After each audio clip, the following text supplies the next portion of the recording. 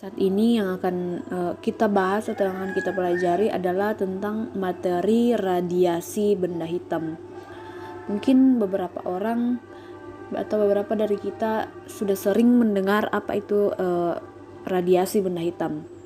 Untuk itu, sebelum masuk ke dalam pembahasan yang lebih jauh, perlu kita ketahui secara umum apa yang dimaksud dengan radiasi benda hitam. Secara umum, radiasi benda hitam dapat diartikan sebagai salah satu jenis radiasi elektromagnetik termal yang terjadi di dalam suatu atau di sekitar benda dalam keadaan kesetimbangan termodinamika dengan lingkungannya. Radiasi benda hitam. Benda dengan suhu mutlak lebih tinggi dari 0 derajat Kelvin atau suhu terendah yang mungkin terrealisasi dalam fisika, memancarkan radiasi elektromagnetik yang membawa energi. Spektrum frekuensi radiasi demikian bersifat kontinu atau berlanjut. Kemudian pada tahun 1879 Stephen mengajukan rumus empiris mengenai energi yang dipancarkan oleh suatu benda pada suhu T. Persamaannya dapat kita lihat pada gambar pada layar dengan keterangan ET merupakan energi total yang dipancarkan satuan waktu per satuan luas permukaan pada suhu T untuk seluruh spektrum panjang gelombang pancaran. Untuk E, tetapan emisivitas permukaan benda, yaitu bernilai 0 untuk benda putih sampai 1 untuk benda hitam. Kemudian sigma merupakan tetapan Stephen Boltzmann, yaitu bernilai 5,67 dikali 10 pangkat min 8 W per M kuadrat K pangkat 4. Namun, jika benda yang sama disinari, sejumlah energi akan diserap dan dinyatakan oleh persamaan seperti yang pada layar, dengan A merupakan koefisien serapan yang menurut teorema Kirchhoff bernilai sama dengan E. Tapi pada keadaan khusus dengan nilai A sama dengan 1, semua sinar yang jatuh pada permukaan benda itu diserap. Benda yang demikian biasanya disebut dengan benda hitam atau black body. Suatu contoh yang mendekati benda hitam sempurna ideal ialah sebuah lubang kecil. Ya, kita lihat pada gambar, sebuah lubang kecil pada permukaan benda berongga.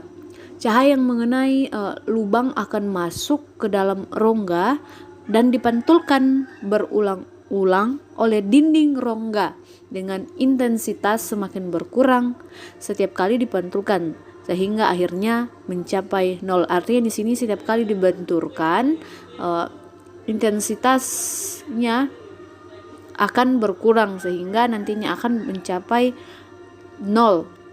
Nah, dengan demikian cahaya tidak akan keluar dari lubang lagi, atau dengan kata lain lubang menyerap semua cahaya. Sebaliknya, suatu rongga berlubang yang dipanaskan pada suhu T akan meradiasikan gelombang elektromagnetik dengan emisivitas atau E sama dengan 1, benda hitam superradiasi, dan spektrum panjang gelombang dari 0 sampai tak terhingga. Artinya pada saat cahaya tersebut dipantulkan dari berulang kali oleh dinding, itu akhirnya akan mencapai 0. Mengapa? Karena lubang tersebut menyerap semua cahaya. Jika S lambda didefinisikan sebagai energi yang dipancarkan oleh benda per satuan waktu per satuan luas permukaan per selang panjang gelombang, maka S lambda d lambda adalah pancaran per satuan waktu per satuan luas dalam selang panjang gelombang antara lambda dan lambda ditambah d lambda. Energi total E yang dipancarkan oleh benda pada suhu T per satuan waktu per satuan luas permukaan untuk seluruh panjang gelombang dapat dinyatakan sebagai E sama dengan integral 0 sampai tak terhingga S lambda d lambda. Hasil pengamatan spektrum cahaya yang dipancarkan pada berbagai suhu benda membuktikan bahwa panjang gelombang radiasi cahaya yang dipancarkan dengan S lambda tertinggi berbanding terbalik dengan suhu benda. Nah, keadaan ini dapat kita lihat seperti pada gambar ya. Pada gambar, nah,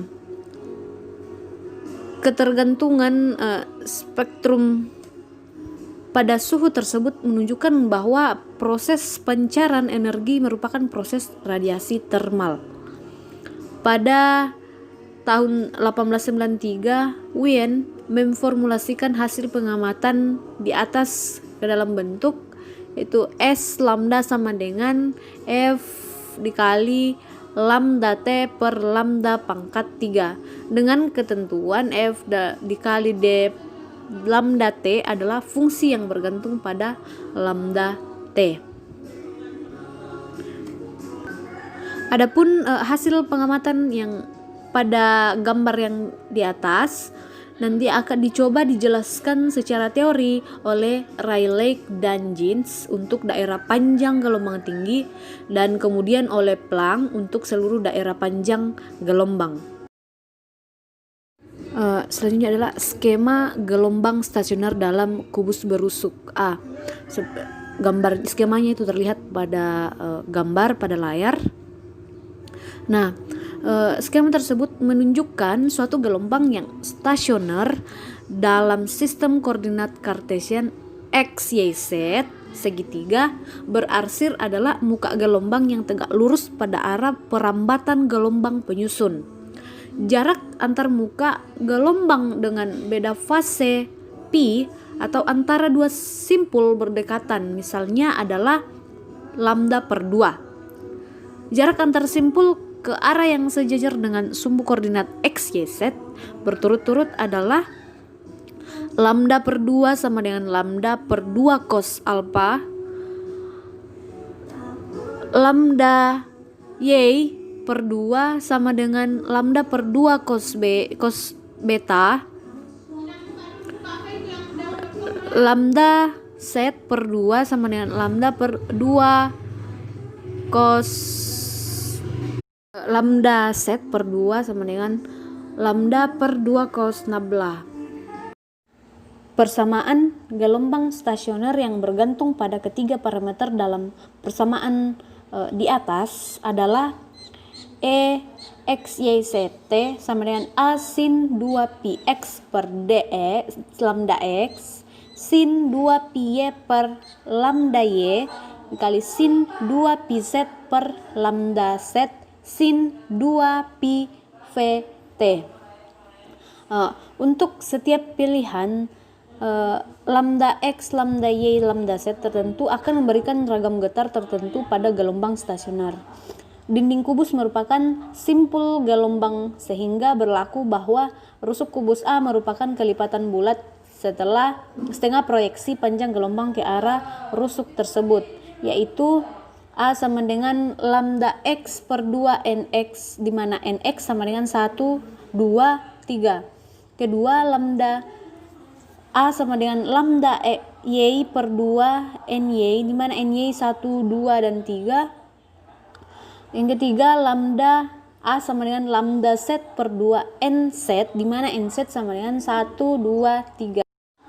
Selanjutnya adalah dilakukan substitusi lambda X, lambda Y, lambda Z dari persamaan 3 sampai 5 ke persamaan 3 sampai 7 sehingga menghasilkan formula 2A per lambda cos A sama dengan NX.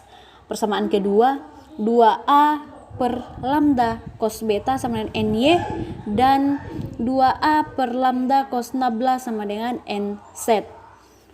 Jumlah kuadrat ketiga persamaan berbentuk dalam kurung 2A per lambda pangkat 2 dikali cos kuadrat alpha ditambah cos kuadrat beta ditambah cos kuadrat nabla sama dengan nx kuadrat ditambah ny kuadrat ditambah nz kuadrat di mana 2A per lambda sama dengan akar dari nx kuadrat ditambah ny kuadrat ditambah nz kuadrat, sehingga dapat ditemukan frekuensi gelombangnya, di mana yaitu V sama dengan C per lambda sama dengan C per 2A akar dari nx kuadrat ditambah ny kuadrat ditambah nz kuadrat. Nah, keterangannya dapat dilihat pada gambar. Selanjutnya adalah kita akan menghitung jumlah ragam getar NV dV yang mungkin memangkan dalam suatu interval frekuensi antara V dan V ditambah dV. Nah, jumlah demikian sama dengan caca titik NR DR dalam kelopak bola shell berjejari R dan tebal DR, dengan R sama dengan akar dari nx kuadrat ditambah ny kuadrat ditambah nz kuadrat sama dengan 2AV per C. Karena nx, ny, dan nz adalah bilangan positif, maka jumlah ragam hanya dihitung 1/8 dari volume kulit bola, di mana yaitu NR DR sama dengan 1/8 volume bola, yaitu volume kulit bola, yaitu 4 pi r kuadrat DR pi r kuadrat per 2 DR. Masuk dalam teori Rayleigh-Jeans. Nah, menurut teori Rayleigh dan Jeans, distribusi ragam getar gelombang elektromagnet pada berbagai energi mengikuti statistik Boltzmann menggunakan fungsi distribusi P epsilon sama dengan A eksponensial min epsilon per KBT, di mana E merupakan energi gelombang elektromagnet berfrekuensi tertentu yang boleh bernilai sembarang, dengan kata lain dengan spektrum kontinu, dan KB adalah tetapan Boltzmann. Persamaannya dapat dilihat pada gambar. Namun pada teori ini terdapat sebuah kendala, yaitu besaran-besaran distribusi ternyata tidak sesuai dengan hasil pengamatan di daerah lambda rendah, mulai dari daerah ultraviolet ke bawah, dan menjadi besar sekali di situ, artinya dapat menimbulkan bencana ultraviolet. Akibatnya integralnya meliputi seluruh jangkauan panjang gelombang menjadi tak terhingga, padahal yang seharusnya itu adalah integralnya memberikan nilai energi total total yang berhingga. Oleh karena itu perandaian Rayleigh dan Jeans perlu ditinjau kembali. Modifikasi yang mampu mengatasi kedua masalah tersebut adalah teori Planck atau teori yang diajukan oleh Planck. Ini merupakan latar belakang munculnya teori Planck.